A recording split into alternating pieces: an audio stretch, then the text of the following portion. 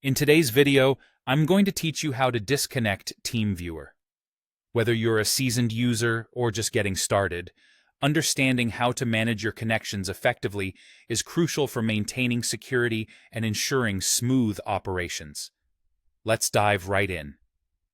To begin with, you first need to have the host application installed on your device.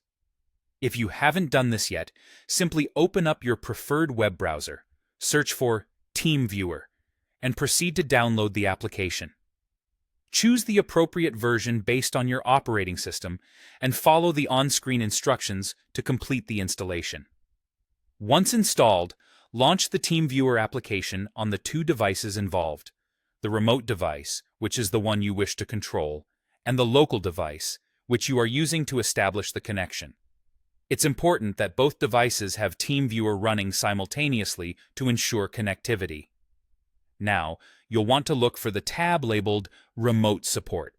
This is your gateway to accessing the other device. Within this section, locate the area where you can enter the remote computer's ID. You'll need to input this ID under the Remote Control section to initiate the process. After entering the ID, click on the Connect button. At this point, a prompt will appear asking you to enter the password associated with the remote device. Input the correct password to move forward.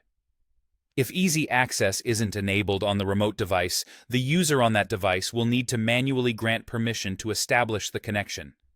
This added step is a security measure, preventing unauthorized access. Once you are connected and you wish to disconnect, you'll need to navigate to the Teamviewer window on the remote computer. An easy way to recognize this window is by its unique design. In the top right corner, you'll see an X button. Clicking this X will close the current session, effectively ending the control you have over the remote computer. However, it's important to note that this action only closes the connection, but leaves the Teamviewer application running on both devices.